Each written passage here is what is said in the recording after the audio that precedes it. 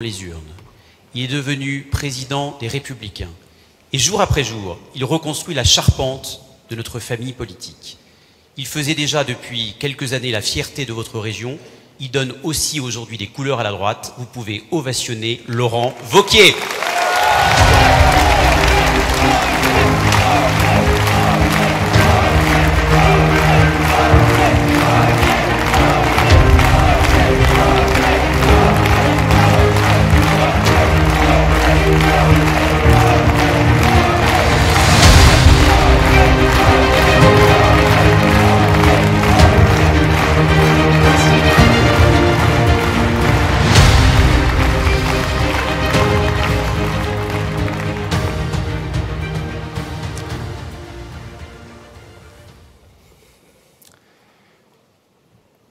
Vous savez, on a fait, évidemment avec François-Xavier, avec Hervé, avec tous les candidats de la liste, beaucoup de meetings.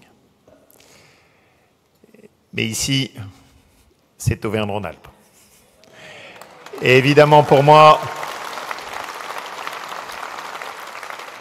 il y a une histoire qui est derrière beaucoup de visages qui sont dans cette salle. Ce que je suis devenu, je le dois à beaucoup d'entre vous. Les convictions que je porte, l'énergie que je peux avoir, c'est celle que vous me donnez. Et vous savez que je m'emploie toujours à veiller à ce que vous ne soyez jamais trahis. Que vous ne soyez pas trahis dans ce qu'on fait dans notre région, que nous avons gagné sur la gauche, et sans la moindre alliance ou petit compromis du second tour, juste sur nos valeurs, sur nos idées, grâce à vous.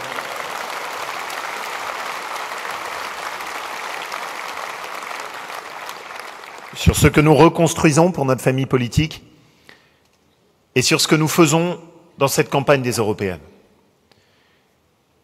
Et je le fais parce que j'ai toujours porté avec vous cette conviction. Qu'en politique, on ne gagne jamais en cherchant les petits accords. Qu'en politique, les seuls choix qui sont les bons, ce sont les choix courageux et exigeants. Qu'en politique, quand on a des valeurs, quand on a des idées, quand on a des convictions, il faut avoir le courage de les affirmer et de les tenir sur la durée.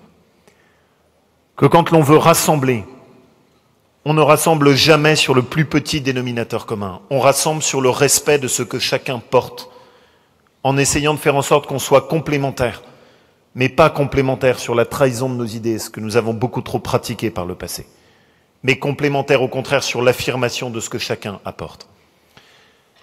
Pourquoi est-ce que je suis extrêmement fier de ce que François-Xavier a construit, de ce que Hervé nous a apporté, de ce que chacun des colistiers a mené dans cette campagne des européennes?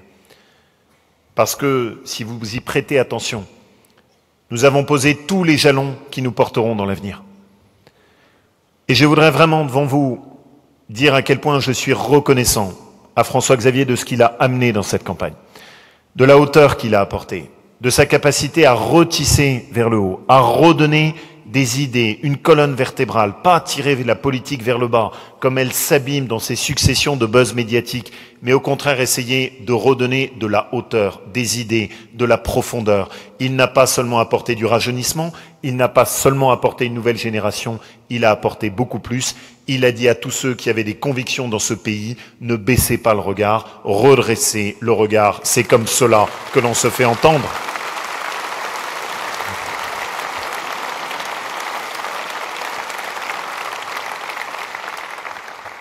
Et cela, nous l'avons fait en rassemblant. Regardez l'image qu'apportent nos familles politiques ce soir. La droite et le centre sont unis. Et je remercie Hervé de sa confiance. Oui Hervé, toi qui nous défends souvent face à un pouvoir beaucoup trop centralisateur. Ici, nous sommes une région où on n'aime pas tellement que ce soit Paris qui nous commande. Toi qui défends avec acharnement face à un président de la République qui voudrait tout commander depuis quelques ministères, l'autonomie de nos territoires. Toi qui as incarné et nous as fait confiance pour planter ces fondations qui nous porteront sur les batailles à venir. Nous avons ensemble posé les bases de ce qui nous portera jusqu'à la prochaine présidentielle. Les bases de cette alliance de la droite et du centre, dans laquelle le centre n'est pas le nom d'un vide, dans lequel le centre n'est pas ces successions de trahisons qui ont été portées par François Bayrou, mais dans lequel le centre est fidèle à son histoire politique, qui est celle du centre droit.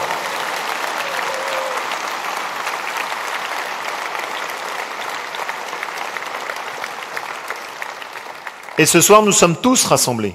Et j'aime cette image. Dans une région où ici, personne n'a trahi.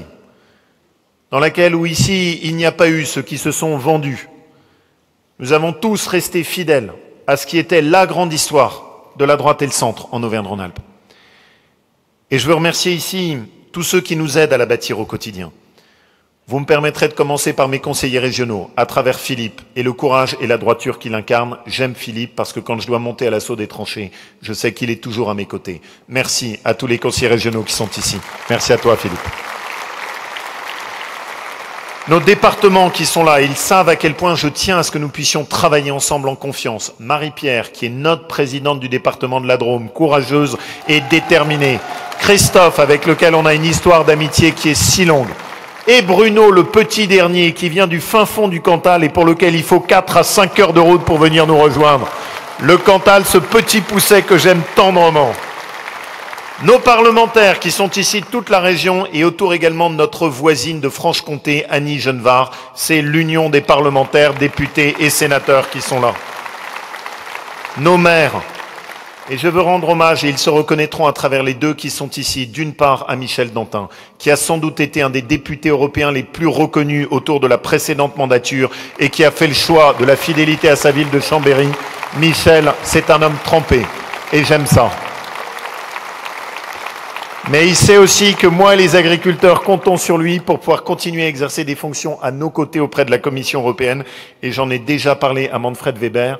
Michel, tu sais qu'il y a beaucoup d'agriculteurs qui veulent que tu continues à défendre la place de l'agriculture pour les 5 ans qui sont devant nous. Michel, tu auras un double travail, Chambéry et l'agriculture au sein des Républicains et de l'Union de la droite et du centre. Et le deuxième auquel je veux rendre hommage ici, en y associant évidemment Étienne Blanc, c'est la présence de Denis Broliquier. Je remercie Denis de sa présence parce qu'il marque le rassemblement de notre famille politique. Au dernier meeting d'En Marche, Gérard Collomb n'avait pas souhaité se déplacer, marquant ainsi les divisions qui sont en train de laminer tout ce camp sur Lyon et la métropole. Nous offrons l'image d'une famille politique qui est rassemblée sur Lyon, sur le Rhône et sur la totalité de notre région. Merci à vous. Merci de cette image.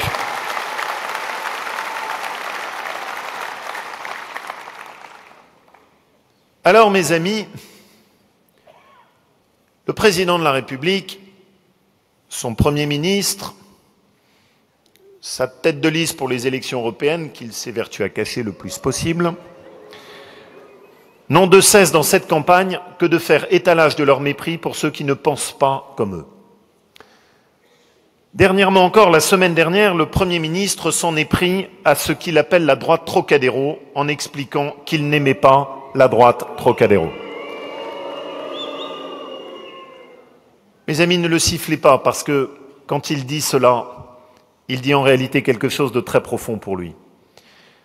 Ce n'est pas la droite Trocadéro qu'il n'aime pas, c'est la droite tout court qu'il n'aime pas.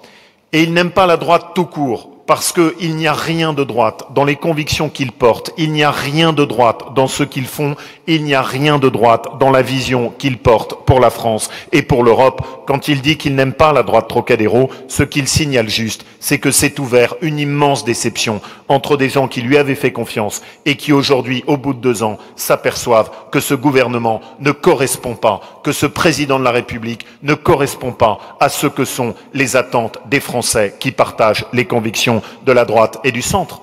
Parce que quand on est de droite, on a le courage de baisser la dépense publique et de réduire le nombre de fonctionnaires, alors qu'il a continué à l'augmenter encore l'année dernière, à l'inverse total de ce que nous avons fait nous dans notre région. Quand on est de droite, on ne nie pas l'existence d'une culture française et on ne rabaisse pas notre pays en allant de l'autre côté de la Méditerranée expliquer que nous n'aurions commis que des crimes contre l'humanité en Algérie. Quand on est de droite, on ne confond pas le voile islamique et le fichu qu'auraient soi-disant porté nos grands-mères à l'église, comme le fait Madame Loiseau, en expliquant qu'il n'y a pas de différence entre les deux. Quand on est de droite, on a du respect pour nos aînés et on ne prend pas 8 milliards d'euros sur le dos du pouvoir d'achat de nos retraités en moins de 2 ans, en expliquant que les retraités français seraient des privilégiés. Quand on est de droite, on ne délivre pas un record de titres de séjour à toujours plus d'immigrés alors que nos capacités d'intégration sont dépassées. Jamais la France n'a délivré autant de titres de séjour que depuis l'élection d'Emmanuel Macron. Quand on est de droite, on ne compare pas un terroriste palestinien à Nelson Mandela, comme l'a fait Pascal Durand, qui est en position éligible sur la liste d'En Marche. Je me battrai toujours pour que l'antisémitisme sous toutes ses formes s'installe à l'intérieur de notre pays. Et je le dis dans cette ville de Villeurbanne, où parfois des élèves juifs n'ont malheureusement plus le choix des activités périscolaires qu'ils peuvent pratiquer parce qu'ils sont soumis à des pressions et même à des menaces sur leur sécurité ici, dans la République française. Ça n'est pas acceptable. Ça ne peut pas être cela, l'avenir de la République et de la France. Et quand on est de droite, oui, on n'est pas soutenu tout à la fois par Daniel Cohn-Bendit, Elisabeth Guigou et Ségolène Royal. Pour tous ceux qui ont des convictions de droite et du centre, cela doit amener à beaucoup de prudence. Quand on regarde une liste En Marche, Daniel Cohn-Bendit, Ségolène Royal et Elisabeth Guigou, ça ressemble furieusement à la majorité plurielle de Lionel Jospin.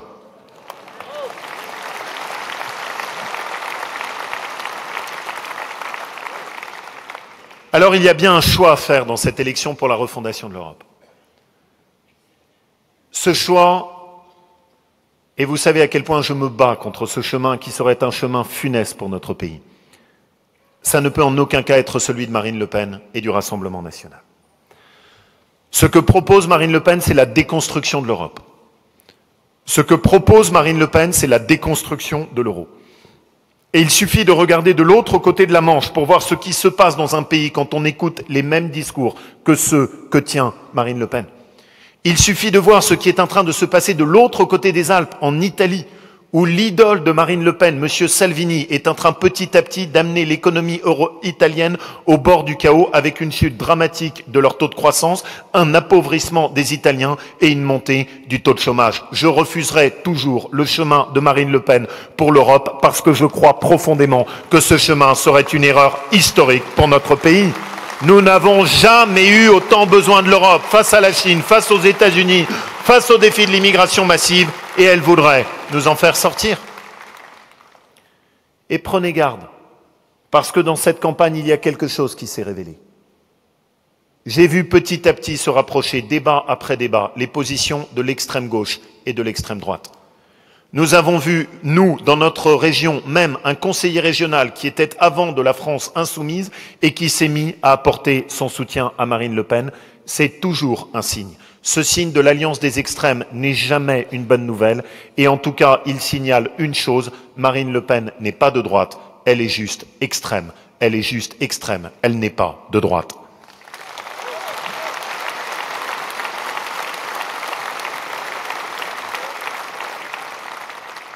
Mais cette voix, ça n'est pas non plus celle d'Emmanuel Macron. Lui, dont l'Europe, Philippe, tu l'as rappelé, c'est l'Europe de l'élargissement, c'est l'Europe du multiculturalisme, c'est l'Europe de l'immigration non maîtrisée, c'est l'Europe de la technocratie et des impôts. Aujourd'hui, le président de la République est à nouveau intervenu dans la campagne.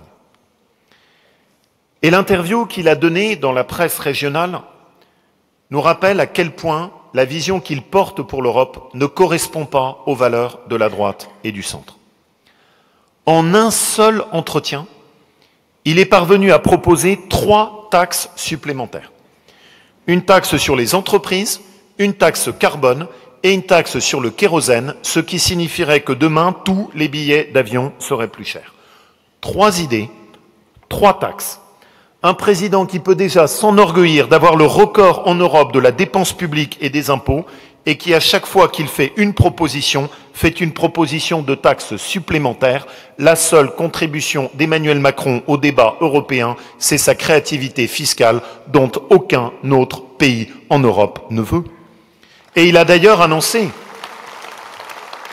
au niveau européen qu'il souhaitait faire alliance avec les socialistes et notamment avec la gauche portugaise et italienne.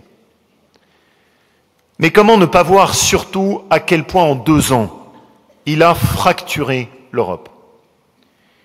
Il nous a mis à dos les pays d'Europe centrale en leur faisant la leçon. Il a abîmé l'amitié franco-allemande. Il nous a aliénés par son comportement, tout à la fois les pays du Sud et les pays scandinaves. Tous les présidents français s'étaient employés à fédérer. Lui à diviser et à fracturer. La dislocation de l'Europe, il en est depuis 2 ans l'acteur. Et je le dis à tous les Français qui veulent refonder l'Europe, ce n'est pas en votant pour Emmanuel Macron qu'on y parviendra. Parce qu'avec ce président, jamais la voix de la France n'a été aussi isolée sur la scène européenne. Quand Nicolas Sarkozy s'était engagé, c'était pour sauver l'Europe. Dans cette campagne, quand Emmanuel Macron s'engage, c'est juste pour se sauver lui-même et rien de plus. Et rien de plus. Eh bien, mes amis, je le dis à tous les Français qui sont déçus par ce qui a été fait depuis 2 ans, tout le monde a compris que voter pour En Marche, c'était faire un chèque en blanc à Emmanuel Macron.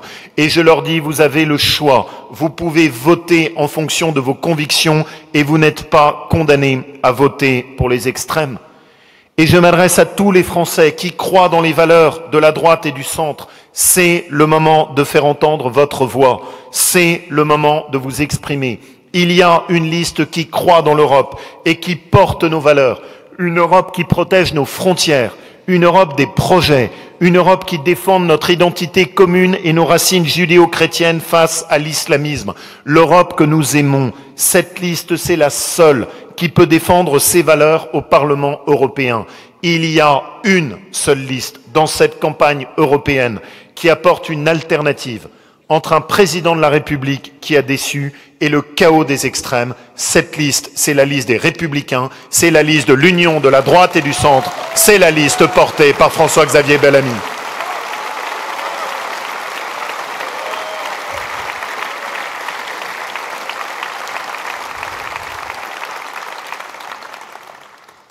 Refonder l'Europe. Que font les pères fondateurs quand ils choisissent un symbole ? Que mettent-ils sur ce drapeau bleu? Ils mettent les étoiles de la couronne de la Vierge. Que font De Gaulle et Adenauer quand, au lendemain des atrocités de la guerre, ils choisissent de marquer la réconciliation franco-allemande? Ils ne vont pas à Paris, ils ne vont pas à Berlin, ils ne vont pas à Bruxelles. Ils vont devant la cathédrale de Reims, devant cette statue de l'ange au sourire qui avait été dévastée par les obus allemands. Et ils choisissent ce lieu qui est l'incarnation même franco-allemande. Et que font-ils? Mais ce qu'ils font, c'est un projet de civilisation. Ils ne font pas d'abord une construction administrative. Ils ne font pas d'abord la Commission européenne, ils ne font pas d'abord l'Union européenne. Ils font d'abord un projet de civilisation. Ils veulent dire quelque chose au monde. La voix de l'Europe n'est pas éteinte. Nous avons quelque chose à dire. Pourquoi êtes-vous là? Pourquoi avez-vous été aussi nombreux tout au long de cette campagne? Parce que nous portons ensemble la même volonté, parce que nous portons ensemble la même interrogation, parce que nous refusons ensemble de nous dire notre mode de vie est condamné à changer de nature. Nous serions condamnés à renoncer à tout ce que nous sommes. Non, nous voulons tout l'inverse. Nous voulons au contraire pouvoir transmettre à notre famille. Je veux pouvoir transmettre à mes 2 enfants, à Louise et Baptiste, qui sont là et dont je suis si fier. C'est important parfois qu'un père puisse dire à ses enfants à quel point il est fier d'eux.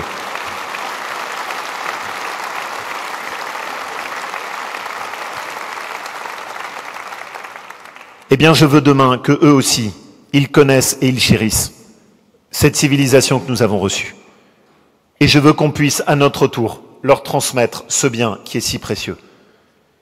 Et oui, quand on nous interroge autour de cette campagne sur l'Europe que nous voulons, eh bien, nous répondons simplement, l'Europe que nous voulons, oui, c'est l'Europe de l'identité, c'est l'Europe de la civilisation, c'est l'Europe des racines, parce que nous sommes convaincus avec François-Xavier que pour pouvoir pousser, pour pouvoir grandir, il faut avoir quelque chose sur lequel s'adosser, s'appuyer et dans lequel on puise la force d'avancer. Une civilisation. Quand Romulus trace le périmètre de Rome, il trace un sillon, une frontière, parce qu'il veut marquer que c'est lui qui décidera qui a le droit d'entrer ou de ne pas entrer à l'intérieur de la cité qu'il a fondée. Vous voulez une civilisation, il faut commencer par tracer une frontière. Non, nous ne pouvons pas continuer à avoir une Europe qui s'élargit sans fin. Oui, l'élargissement a sans doute été une des pires décisions que nous ayons prises au cours des dernières années, parce que l'élargissement non maîtrisé a abouti à affaiblir de l'intérieur l'Union européenne. Emmanuel Macron a dit à Trieste qu'il voulait l'élargissement le plus rapide possible aux pays des Balkans. Il a dit à Bucarest qu'il voulait l'entrée de la Roumanie et de la Bulgarie le plus rapidement possible à l'intérieur de Schengen. Et nous disons avec la plus grande fermeté, tous nos candidats l'ont signé, ils s'engagent à voter pendant les 5 ans contre toute décision qui ouvrirait la voie à des élargissements supplémentaires. Et l'on arrête définitivement les négociations avec la Turquie, car la Turquie ne sera jamais un pays européen.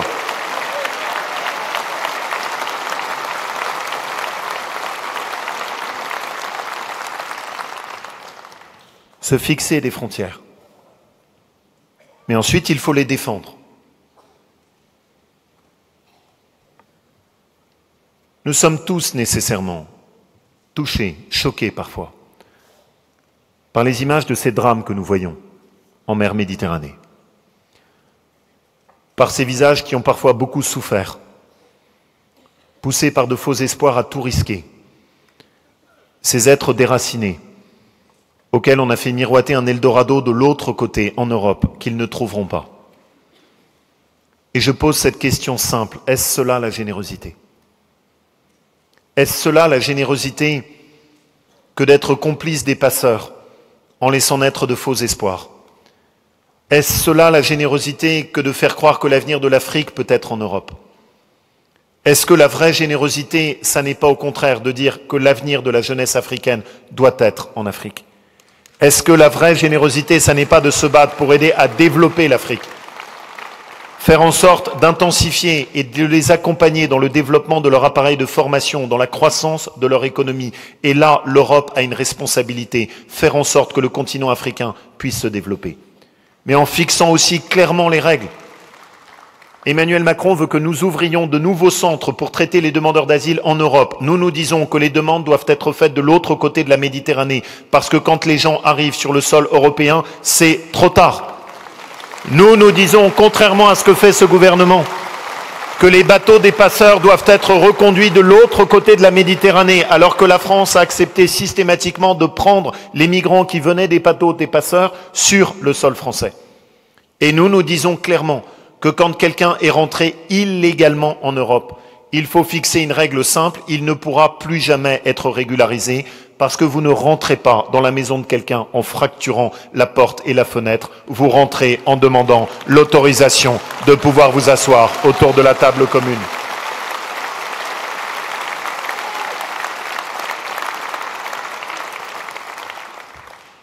Pour qu'il y ait une civilisation, il faut qu'il y ait des frontières. Mais pour qu'il y ait une civilisation, il faut aussi autre chose. Il faut qu'il y ait des projets en commun. Il faut qu'il y ait des ambitions communes. Il faut qu'il y ait des choses à porter ensemble. Nous avons parfois trop abîmé l'Europe avec les normes. Ces normes dont Tocqueville expliquait qu'elles énervent et qu'elles hébètent. Nous n'avons pas fait attention que petit à petit, cette Europe si belle qui s'était incarnée dans des projets si magnifiques s'est abîmée avec les normes. Et surtout, nous n'avons pas pris garde à ce que notre pays, qui se croit parfois tellement plus intelligent que les autres, n'a fait que rajouter des normes aux normes et que bien souvent, nous sommes responsables quand les Français disent « Mais comment avez-vous pu faire de telles inepties ?» Retrouvons le bon sens. Et comme le disait un président de notre région, arrêtez d'emmerder les Français. C'est sans doute le président qui s'exprimait dans le langage le plus évident et le plus beau, c'était Pompidou, et il aimait la poésie française.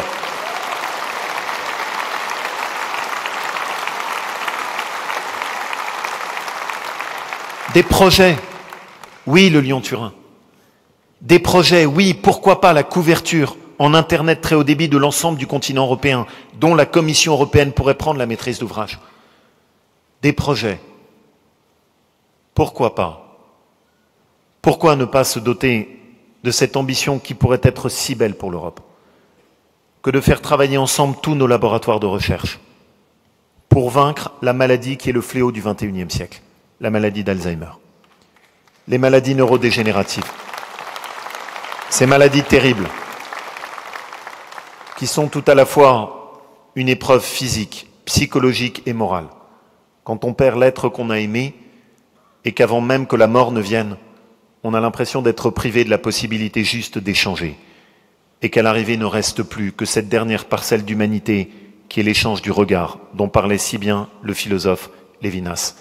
La maladie d'Alzheimer est sans doute une des plus grandes épreuves qu'une famille puisse connaître, comme j'aimerais que pour les 5 ans qui viennent, l'Europe se dote de cette grande cause européenne et que nous puissions revenir demain en disant « Nous appartenons au continent qui a permis de trouver les réponses face aux maladies neurodégénératives ». Cette Europe, c'est l'Europe du travail, et François-Xavier en parlera. Une Europe qui doit assumer de défendre nos produits et notre agriculture, notamment face à la Chine. Mais l'Europe du travail, cela signifie aussi que chez nous, tout ne peut pas être marchandisé. Cela signifie que chez nous, on ne peut pas devenir un continent où on pousse ses caddies dans des supermarchés où plus rien n'a été produit chez nous. Et cela signifie surtout qu'en Europe, tout n'est pas à acheter et à vendre. Le corps humain, la dignité de la personne humaine, y compris dans la question de la procréation, ne peut pas être altéré, ne peut pas être changé. La tête de liste d'En Marche défend, et c'est son droit, et je vous demande de le respecter, la légalisation des mères porteuses, ce qu'on appelle la gestation pour autrui. Mais il faut bien comprendre qu'à travers elle, le risque, c'est que tous ceux qui se battent pour faire en sorte que ce soit les positions favorables à la gestation pour autrui qui l'emportent en passant par Bruxelles, pour ensuite venir s'imposer dans notre pays, à travers elle, c'est toutes ces positions qui feraient leur entrée en force au Parlement européen. Eh bien, je peux respecter, je peux demander qu'on n'insulte pas sa position, mais surtout je combats cette position. Parce que je ne peux m'y résigner. Ce n'est pas ma conception de ce qu'est la civilisation européenne. Ça n'est pas ma conviction de ce qu'est l'éthique, de ce que petit à petit toute notre culture a produit pour dire qu'il y a des limites à la science, qu'il y a des limites au tout pouvoir de l'être humain, que l'homme ne peut pas devenir un dieu et que nous devons veiller plus que tout à faire en sorte de ne pas altérer l'éthique et le respect profond que nous devons à la dignité humaine. Nous nous battrons pour faire interdire au niveau européen la marchandisation du corps humain. Nous nous battrons contre cela.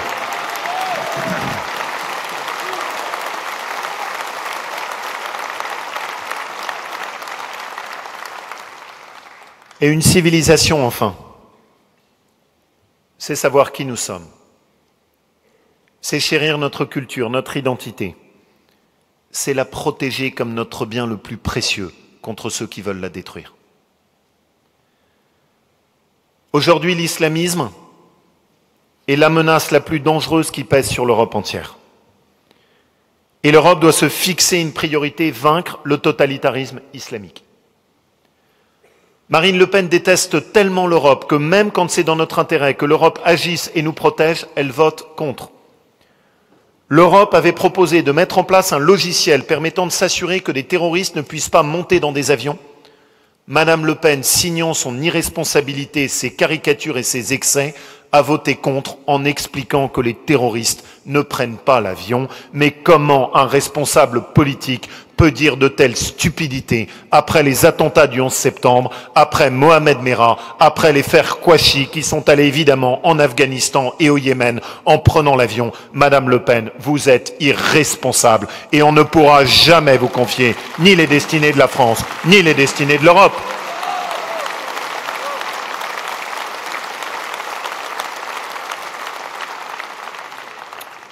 Et de l'autre côté, Emmanuel Macron et la liste d'En Marche n'en parlent même pas. Vous pouvez regarder leur programme du début à la fin, il n'y a pas un mot sur l'islamisme. Eh bien nous, nous en parlons, eh bien nous voulons agir et nous souhaitons faire de l'Europe un rempart contre l'islamisme. Et nous proposons un pacte européen qui permette enfin de prendre les mesures qui s'imposent. La première mesure qui s'impose, il faut fermer toutes les mosquées salafistes qui sont en Europe pour faire s'arrêter le travail de propagation de haine sur le continent européen. Nous proposons des mesures claires. Ici, dans cette région, vous le savez, j'ai refusé de financer un soi-disant institut culturel musulman qui était en réalité payé par des puissances étrangères et qui ne nous apportait aucune garantie d'indépendance. Et enfin, il faut traiter sérieusement la question des djihadistes. Yannick, Philippe, Étienne, vous vous êtes rendus en Irak. Vous avez vu le programme de soutien que nous menons avec la Fondation Mérieux, à laquelle je veux rendre hommage, pour toutes les minorités chrétiennes en Orient qui sont opprimées.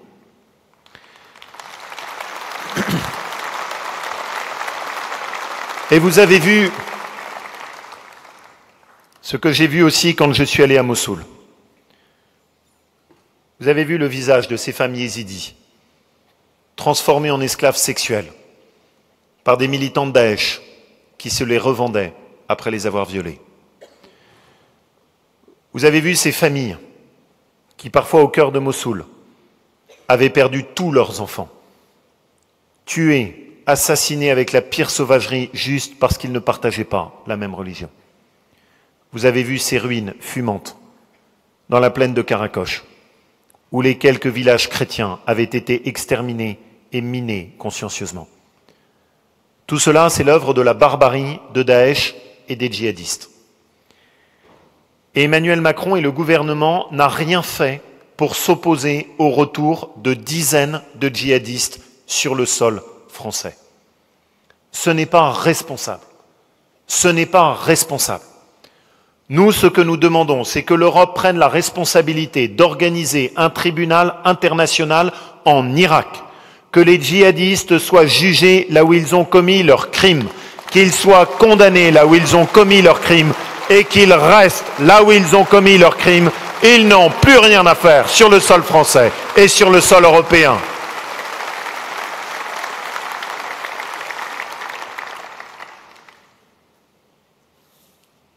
Et dans ces djihadistes, il y a des enfants qui sont nés en France. Il y a des enfants qui sont nés en Europe. Il y a des enfants qui ont tout reçu de la France et de l'Europe et qui ont tourné leur haine. Et comment ne pas s'interroger sur cette question simple, que s'est-il passé? Souvenez-vous de ce qu'est l'histoire de l'intégration républicaine. Cette histoire merveilleuse, dont je suis sûr que nous pourrions être nombreux ici à témoigner. Cette histoire qui faisait que des familles venant d'Italie, venant d'Espagne, venant du Portugal, venant de Pologne, venant d'Arménie, venant du sud de la Méditerranée, venaient en France en disant à leurs enfants, à compter de ce jour, ton pays, c'est la France. Ne me fais pas honte. Apprends le français à l'école, respecte tes maîtres, ne te fais pas remarquer. Fais en sorte de caler ton mode de vie sur ceux qui sont nos voisins. Ton pays, c'est la France. Ça, c'est la magie de ce qu'est l'intégration républicaine. Et qu'avons-nous fait? Mais tout simplement, nous avons inversé le devoir d'intégration. Nous avons petit à petit cru qu'accueillir celui qui venait de l'étranger, au lieu de lui expliquer ce qu'était le mode de vie du pays qu'il avait choisi et du continent qu'il avait choisi, nous avons cru que c'était à nous de nous adapter à celui qui venait de l'étranger. Et on a bâti tout cela la tolérance. Et au nom de cette tolérance si mal comprise, au lieu d'avoir la générosité de transmettre et d'expliquer ce que nous sommes, nous avons cru que c'était nous qui devions nous adapter à celui qui venait de l'étranger. Et petit à petit, nous avons laissé se perdre notre mode de vie. Et nous avons laissé petit à petit s'effriter cette République merveilleuse qui a été capable d'intégrer pendant des dizaines d'années, et nous avons laissé le communautarisme s'intégrer. Et à l'arrivée, qu'est-ce que cela produit? Est-ce que cela produit l'intégration de ceux qui arrivent chez nous? Tout au contraire. Cela produit des ghettos, cela produit de l'isolement, cela produit du malheur. Cela aboutit à ce que les musulmans modérés deviennent petit à petit sous la coupe et sous le joug des musulmans intégristes qui poussent sans cesse un peu plus loin le pion parce qu'ils sentent qu'en face, nous avons décidé de nous soumettre. Eh bien moi, je n'ai pas décidé de me soumettre. Moi, je refuse de voir mon pays changer de nature. Moi, je crois dans la beauté de ce qu'est notre mode de vie et de ce qu'est notre culture. Comment ne pas le comprendre? Quand on a vu brûler Notre-Dame, alors nous avons tous ressenti cette évidence. C'est la France qui brûle. Parce que, évidemment, que la France a les racines de l'Antiquité, parce que, évidemment, que la France a les racines des Lumières, mais aussi la France, que l'on soit chrétien ou que l'on ne le soit pas, que l'on soit croyant ou qu'on ne le soit pas. Notre-Dame, c'est la France, parce que la France a des racines chrétiennes et que ces racines chrétiennes ont forgé notre identité et ce qu'il y a de plus beau dans le message de notre civilisation.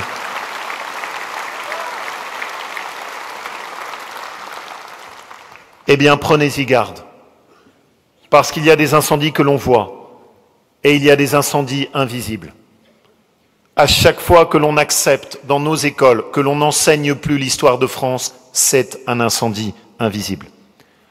À chaque fois qu'une minorité, au nom de tel ou tel droit à la différence, impose ses pratiques communautaires au lieu de faire siennes les valeurs de la République, c'est un incendie invisible. À chaque fois qu'une femme n'a plus le choix de la profession qu'elle veut prendre ou de la manière dont elle s'habille, c'est un incendie invisible. À chaque fois que dans un service public, à l'image de ce qui se passe en ce moment à Grenoble, on cherche à revenir sur la mixité, on cherche à imposer le burkini dans le mépris de nos règlements, c'est un incendie invisible. Pourquoi ? Pourquoi, et vous le savez ici, j'ai toujours refusé de reculer sur la question des crèches, parce que les crèches, c'est un petit bout futile, symbolique de ce que nous sommes, et qu'à chaque fois que l'on trahit ou que l'on recule sur un petit bout de ce que nous sommes, c'est un grand bout de ce que nous serons demain, que nous abandonnons. Je refuse que nous continuions à reculer. Je veux que nous retrouvions la fierté de notre histoire. Et c'est par cela, mes amis, que je veux finir ici, dans cette terre qui nous a portés et qui est si riche par son histoire et sa géographie. Cette fierté, c'est celle de cette Europe millénaire qui nous a enfantés. Ici, la silhouette des montagnes incite à se dépasser. Ici, le passé de l'Antiquité a le prestige de la capitale des Gaules. Ici, la terre, depuis le monastère de Brou, en passant par la Chartreuse ou les chemins de Saint-Jacques, c'est couverte de clochers et d'abbayes qui nous honorent. Ici, la culture de la Renaissance a fait se rencontrer l'Europe du Nord et la culture italienne pour produire sans doute ce qu'il y a de plus beau en Europe dans cette rencontre entre ces deux traditions qui nous ont ensuite portés jusqu'à l'Europe des Lumières avec la foi dans le progrès, dans la science et dans l'homme. Ici, les héros s'appellent Louise Labbé, Voltaire et Stendhal, parce que quand on est un pays comme la France, on ne chérit pas seulement ses généraux, on chérit ces hommes de lettres qui nous honorent à travers le temps. Ici, les aventuriers ont le panache de Lafayette, de Saint-Exupéry et des frères Lumière. Ici, le vin à la générosité des pierres dorées et de la vallée du Rhône. Ici, on a réinventé la gastronomie avec Bocuse. Ici, les entreprises ne portent pas le nom d'un fonds de pension. Les entreprises s'appellent Mérieux. Les entreprises s'appellent Michelin. Et elles portent le nom de fonds et de familles qui sont attachées à leur territoire. Ici, l'histoire est une fierté et c'est une promesse d'avenir. Ici, c'est l'Europe et la France. Ici, plus qu'ailleurs, nous savons qu'il faut être fier de son identité et de son histoire parce que ses racines sont la meilleure promesse de l'avenir. Alors ici, mes amis, alors que nous sommes sur la fin de campagne, je veux vous le dire, nous avons besoin de vous. François Xavier a besoin de vous. Il y a un espoir qui a commencé à renaître pour notre famille politique dans cette campagne. Demain, ce sera une force que personne n'arrêtera. Ce que nous vous proposons, c'est le plus beau des combats. Je n'en connais pas de plus noble en politique. Refonder l'Europe et rétablir la France. Vive l'Europe et vive la France. Merci à tous.